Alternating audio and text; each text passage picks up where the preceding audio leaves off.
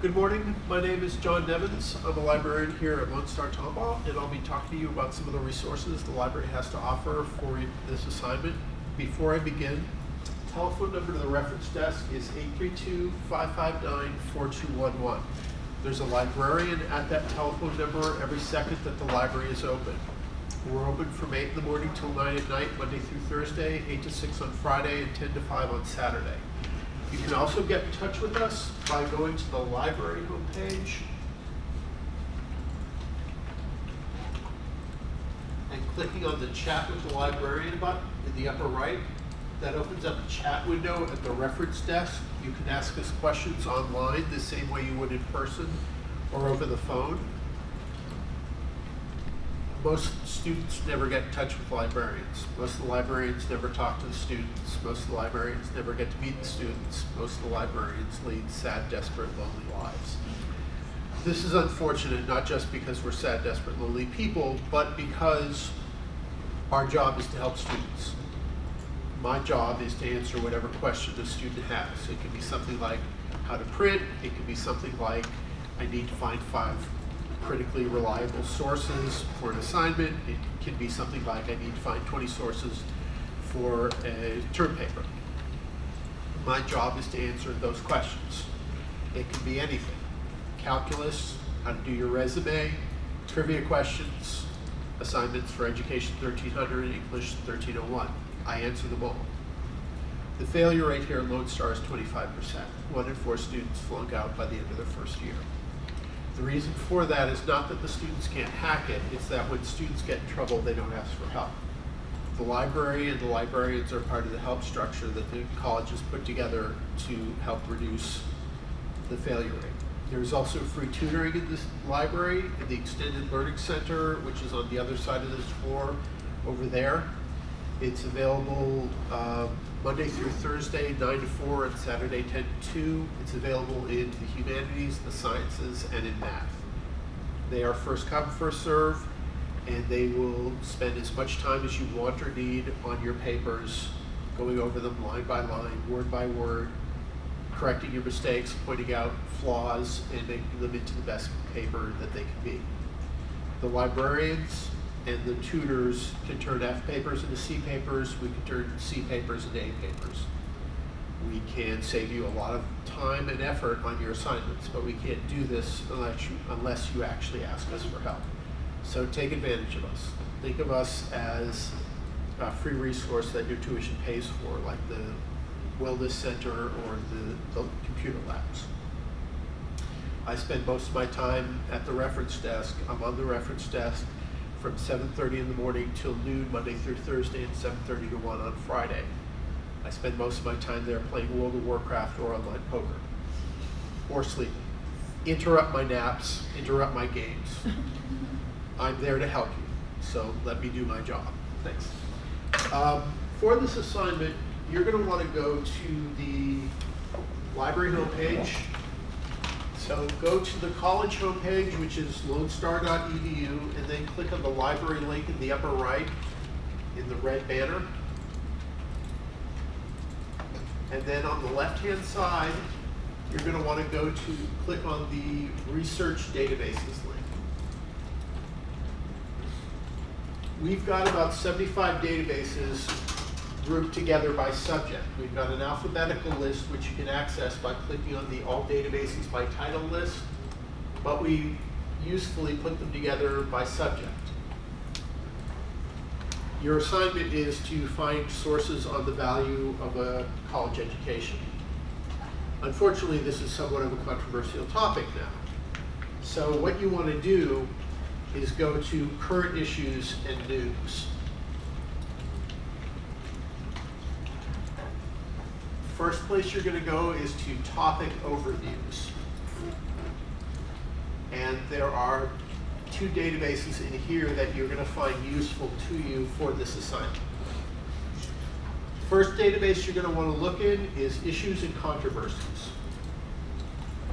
Issues and Controversies gives you overviews of particularly controversial or topical subjects, everything from boot camp for criminals to speed trains.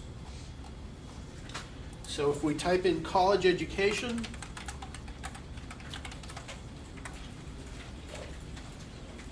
first hit we get is value of a college degree. Are the benefits of a college degree worth the financial cost? You get basic introduction with a pro and con on the subject of the article, historical background, a conclusion to the discussion, a chronology, statistics under by the numbers, spotlights on individual aspects of the topic, editorial cartoons, discussion questions, a bibliography of sources that you can look at to get more sources for this assignment. And under further resources, books on the topic or professional associations you can contact about the topic.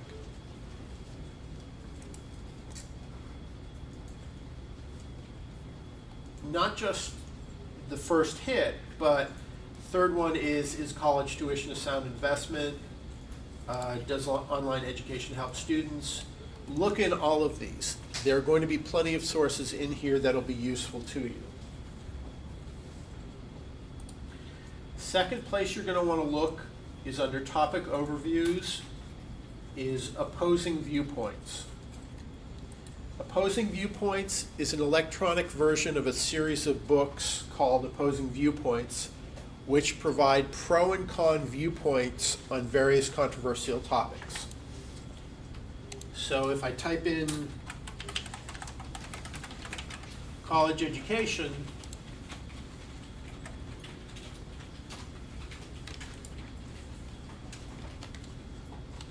I get 62 viewpoint articles on college education. Second one down is a college education is a necessity in today's world. That article is going to argue on behalf of a college education being a necessity. Lots of information, some of it statistical, links or sources, books and periodical articles you can use to support this position.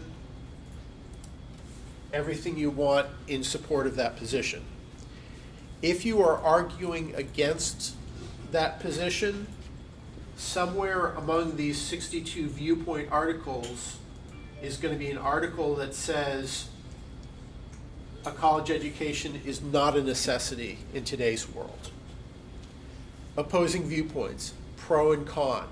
Whatever your point of view on the issue of college education, whatever you're going to be writing about, there's going to be information in here to support your point of view, to support your argument.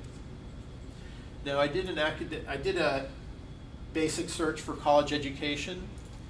It gave me 62 viewpoint articles, 239 academic journal articles, 39 works from reference books, 19 biographies, 498 magazine articles. Lots of stuff in here. If I click on the academic journal article list, I'm going to get articles from a variety of academic journals, most of them related to, most of the journals related to this topic that are going to be about college education. If I type in value of a college education, I get 60 academic journal articles. Not all of these are going to be specifically about the value of a college education, but a lot of them will be.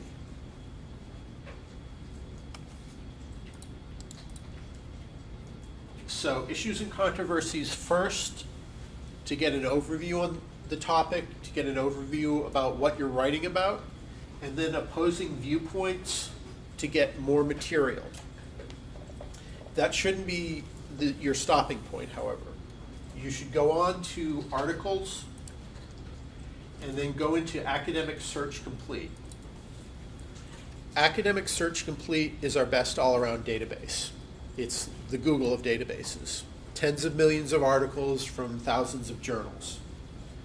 Huge amount of material in here, everything from archaeology to zoology, including plenty of educational articles. But we want more than just the resources that this database can provide. So what we're going to do is click on the Choose Databases link. You see Academic Search Complete is checked off, so we're searching in Academic Search Complete. But if I go down to ERIC and Educational Administration Abstracts, that's going to give me articles from specifically education-oriented databases.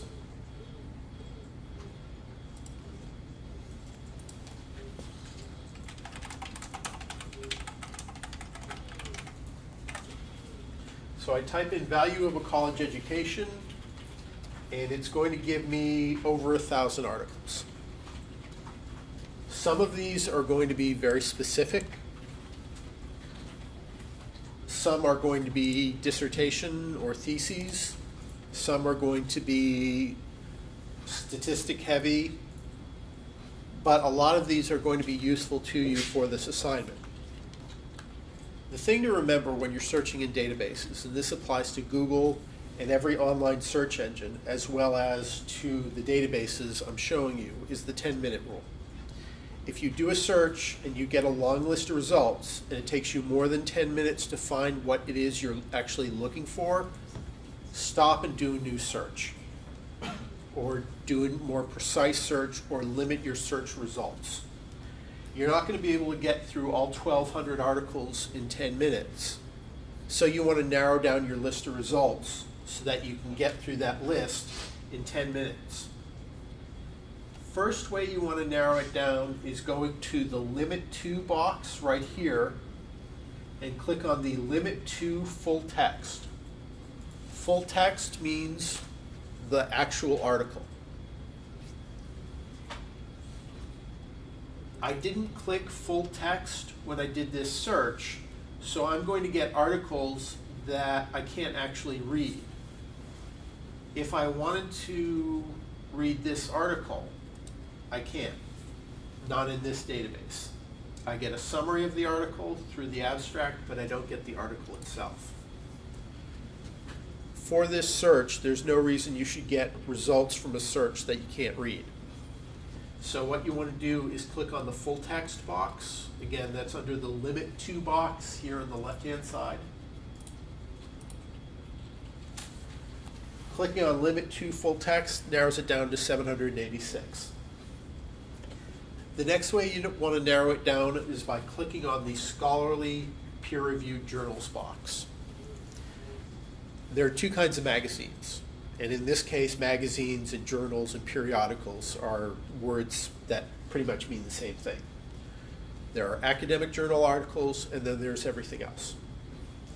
Everything else are magazines you usually read for pleasure or you can find in airport bookstores. Entertainment Weekly, Vogue, Marie Claire, Modern Weddings, Sports Illustrated, TV Guide. These are all non-academic journals.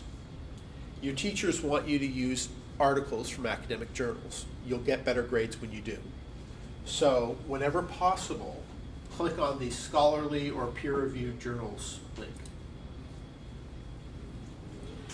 That narrows it down to 223 articles.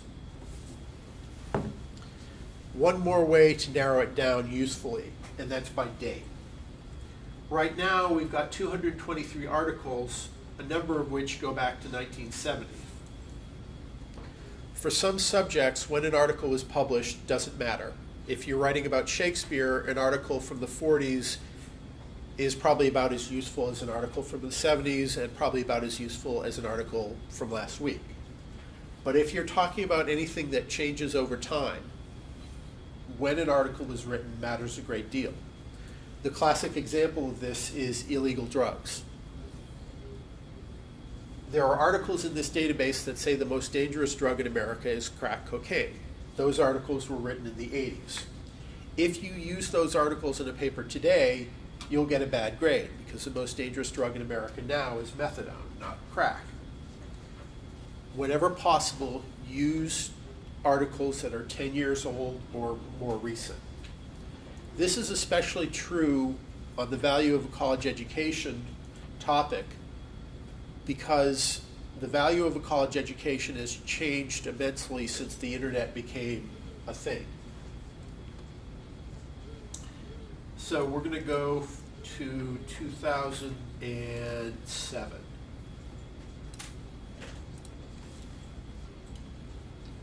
So 120 full-text articles from academic journals published in the last 10, 11 years.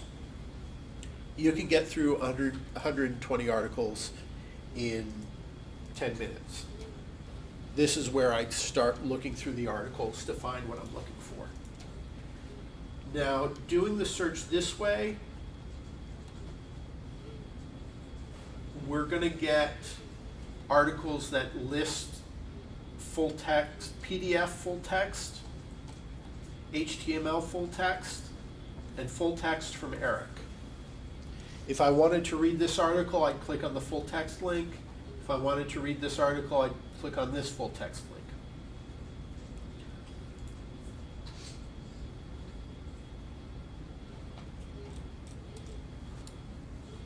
When you do your search, you get two kinds of full text articles.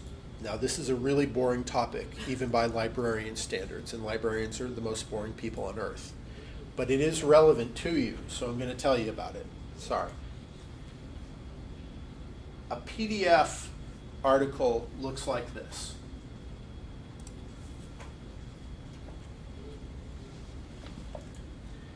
It's a picture of the article as it originally appeared in the magazine it was first published in. Now, in this case, it's in Chinese, so you can't read it.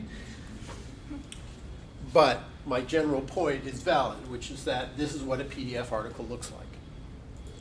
Because it's a picture of how the article originally appeared, everything in the article, everything on the page, appears in the picture. That's not the case with HTML articles. HTML articles look like this. They are reformatted from the way they originally appeared, so they appear neatly on the computer screen. You've got nice square margin edges. The words you looked for are in boldface. You can listen to them.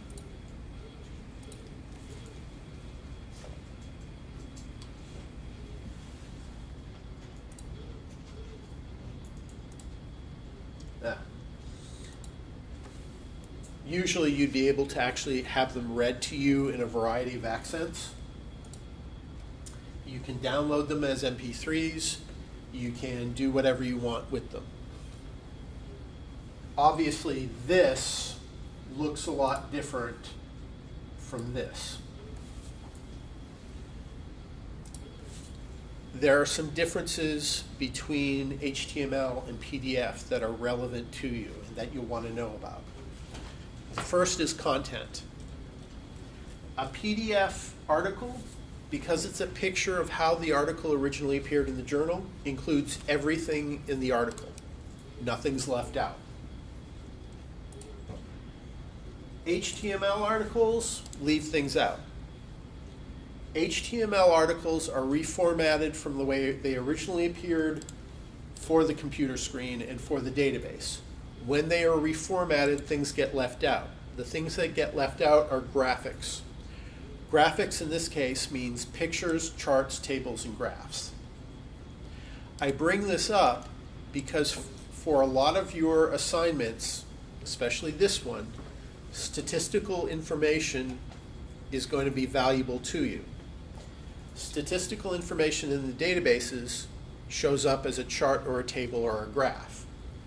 Those charts and tables and graphs are in the PDF version and not in the HTML version.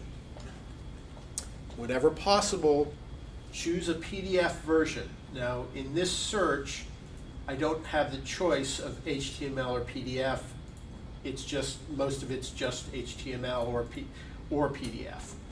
But a lot of search results give you the choice between HTML or PDF. Whenever possible, choose PDF. second difference between HTML and PDF is page numbering. A PDF, because it's a picture of the article, includes everything, including the page numbers on the page. So this article goes from pages 127 to 160. If I wanted to quote something from, if I wanted to quote this chart, I can tell right away it's from page 129. When you cite your sources, you always have to cite the page numbers. Unfortunately, for a lot of HTML full text articles, the page number is not available.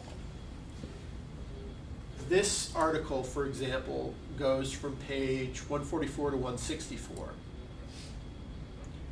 But if you want to quote from it, you're not going to be able to tell what page number the quote came from. Again, whenever possible, choose PDF. The third difference between HTML and PDF is printing.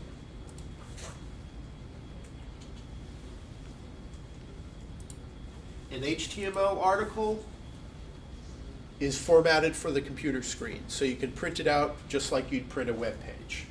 You can click on File, Print. You can right click and then print. You can hit Control P. You can click on this printer icon. You can print it out. If you don't want to print, you can email it to yourself or you can save it to a flash drive. A PDF full text article doesn't let you do any of that.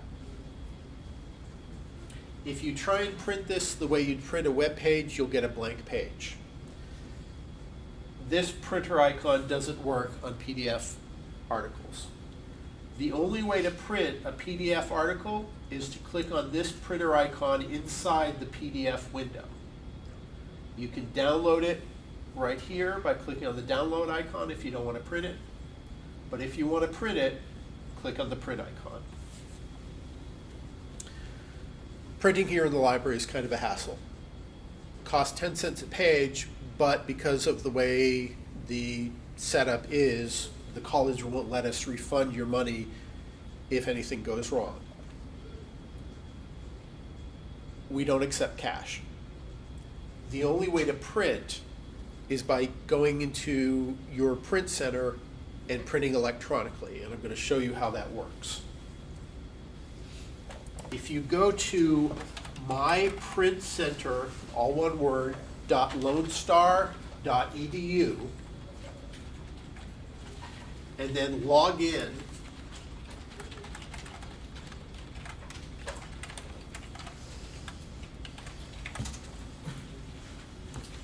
that was my print center, all one word, .lonestar.edu. And then log in with your My Lone Star username and password.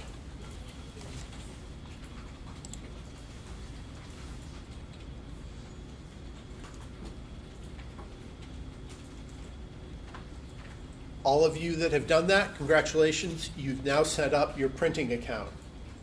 Step one to being able to print here in the library or on campus. Unfortunately, when you set up your print account, it has no money in it, so you're not going to be able to print yet. To print, you need to add money to your account. So click on the Add Funds button, and you don't need to do this now.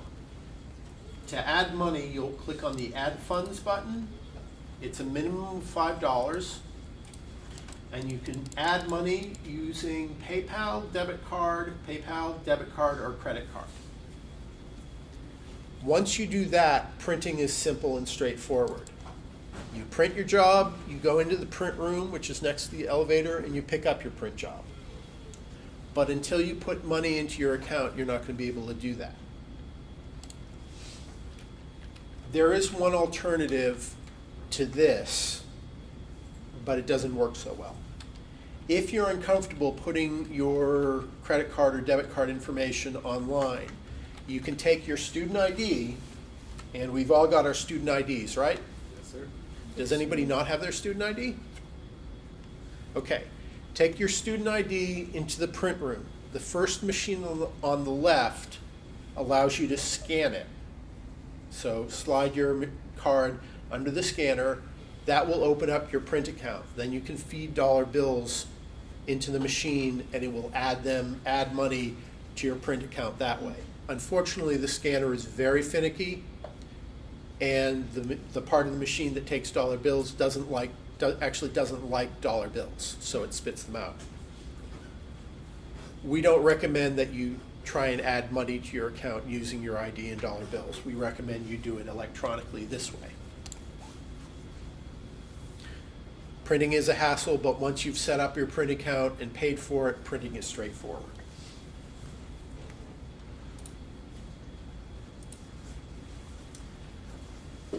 One nice thing about this database is that it does your citations for you. You have to cite your sources, so your professors can find out where you got your information from. And for most of your courses, you're going to have to cite according to the format called MLA. In the old days, when I was a college student in the 1940s, we had to do our citation by hand. You guys have it good, because to cite an article, all you need to do is click on the title, click on the Cite button on the right-hand side,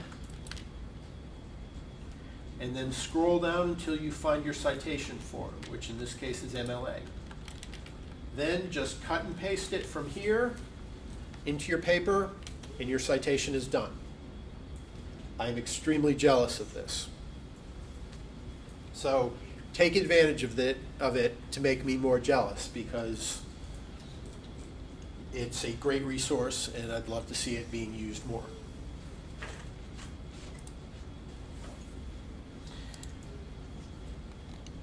If you've done all this and still not found any sources, there are other databases you can look at.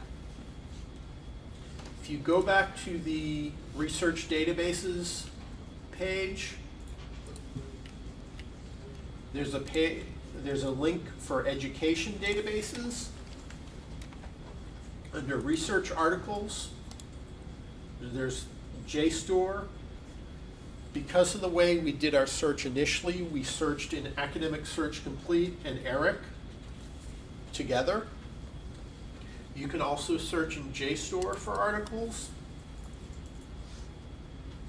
The problem with using JSTOR is that a lot of the articles, most current issues, aren't available according to what's called the publisher's embargo. JSTOR is a unique database in that it goes back decades and in some cases 150 years, which is a lot longer than most other databases do.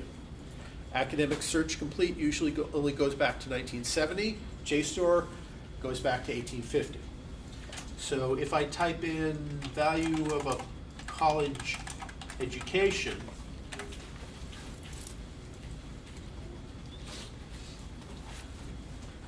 I get an article from 1920, 1910, book review from 79, article from 1994, and so on. Now I can sort by date.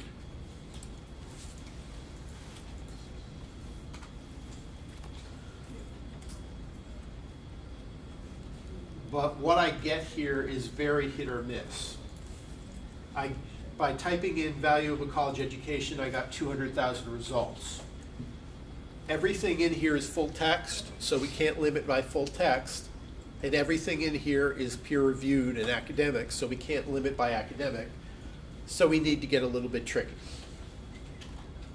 First thing we do is put this in quotation marks. So now it's going to search for the phrase value of a college education. That narrows it down from 200,000 to 247.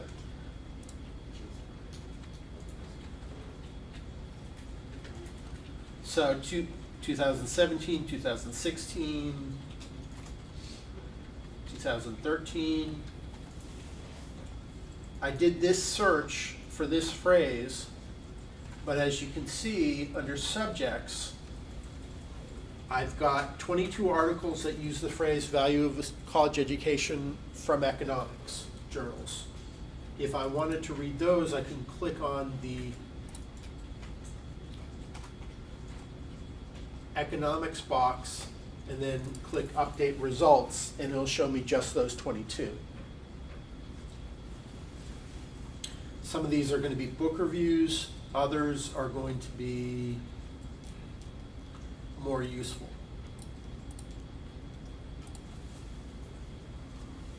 JSTOR is a heavy-duty database. It's good to look in, but because there's a publisher's embargo on journals, in some cases you don't get 8 years worth of the most recent articles of journals. It's going to be more of a historical database for information on this topic.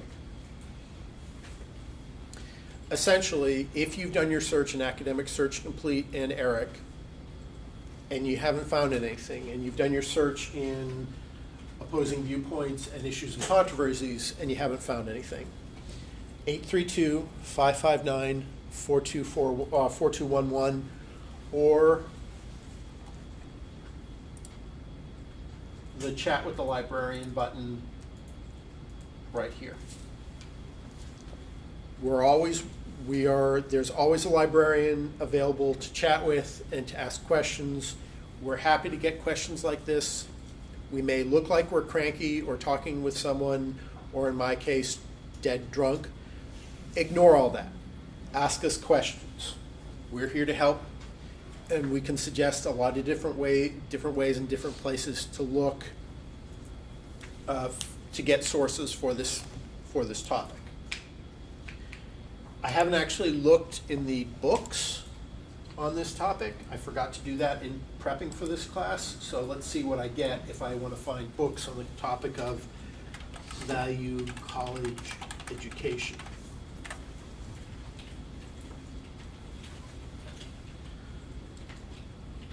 How valuable is a college degree? The case for college in prison. Great unbundling of higher education, best value colleges, I don't want to go to college, college unbound, and so on. How valuable is a college degree? I click on it and it tells me we've got copies of it, not here, but at these other libraries.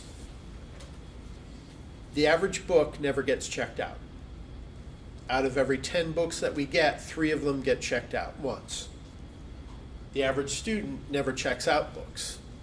Out of 10 students, 7 of them check out one book once. These statistics are bad for libraries, but good for students, because if you're looking for a source and you find a book on a topic, and it probably means that that book is on the shelves waiting to be checked out because nobody else has checked it out. If you see a book that you want that we don't have, what you can do is click on the title to get to this page and then click Place Hold. It's going to ask for your library card number. On the back of your student ID, above the barcode, are the words library barcode and then a 14-digit number. Begins with the numbers 2313 or 2402 or 2435, I think. That's your library card number. Enter that here, and then enter your PIN number. Your PIN number is the 4-digit number you were assigned or you chose when you got your student ID. Most students don't remember their PIN numbers. Most people don't remember their PIN numbers. 832-559-4211. We can find your PIN number for you. Put that information in here and then choose which library you want the book to be sent to, and it will be sent there in 2 to 3 days. So if you requested this book today, it would be sent here probably from Sci-Fair and get here Monday or Tuesday. Request a book on Monday, it'll be there by the end of the week.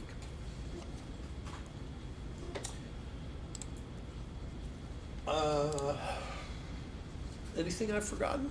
Do you mind explaining what peer review means and Oh. why that would make a source more credible than if you just Google something?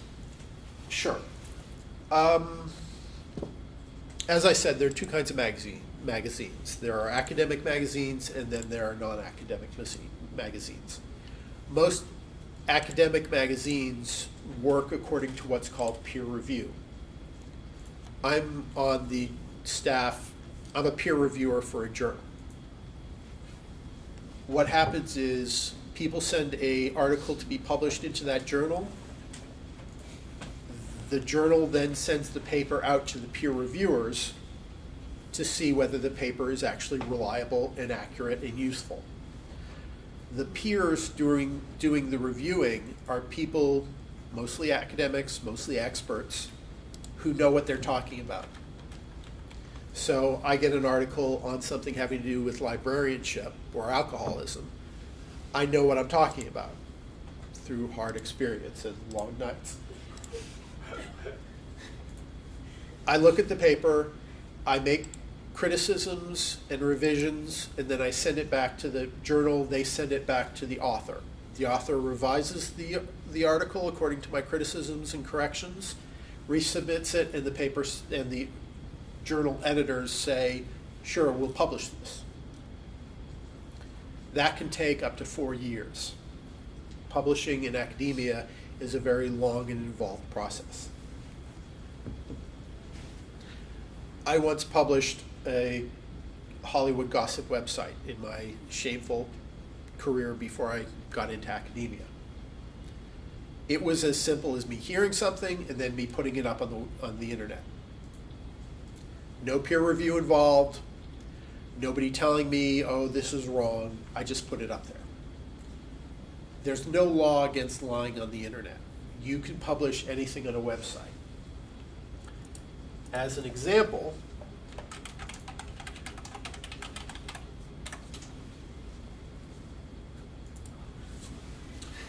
the Flat Earth Society website is dedicated to the proposition that the Earth is flat. They've got a relatively sober-looking website. They've got a forum for discussion. They've got a wiki to discuss things, to provide information. They've got a library of literature on this topic. They've even got a store of flat Earth t-shirts and hats and messenger bags. Oh. If you didn't know if you didn't know anything about the subject, if you didn't know that the Earth is not flat but a cube, you would believe the Flat Earth Society. There's no law against being wrong in the internet and lying. They are allowed to publish whatever they want. This is why relying on Google for sources and references is not such a great idea when you're writing a college paper. You can find just about anything on Google. You can even find, if you search hard enough, my old gossip webpage with lots of scurrilous and probably true gossip about Hollywood figures. If you do find it, don't tell me. I don't want to know. There's no 2 to 4 year delay in publishing on the internet because it goes through multiple layers of people checking and double checking the information. What you find in academic journals goes through that process. Moreover, people who publish in academic journals and people who publish books usually pay what's called errors and omission insurance. I write books, I pay E&O insurance. This is insurance against getting sued. If I get something wrong in an article or a book, I can be sued, I can lose my house, be out in the street, my son could go into a Dickensian poorhouse. I don't want that. So I pay insurance against being sued. There's no threat, there's no downside to being wrong on the internet. There's a significant downside to being wrong in a journal article or a book. To sum up the last 5 minutes of my blather, rely on academic journals and peer-reviewed journal articles. Don't rely on what you find on the internet. Anything else? Do you guys have any questions? Oh, let's not talk to them. Yeah. Any questions? Anybody want me to do a sample search? I'm kind of offering to do homework, so. That was very comprehensive. Okay. I think we're good. Thank you very much. Okay, thank you.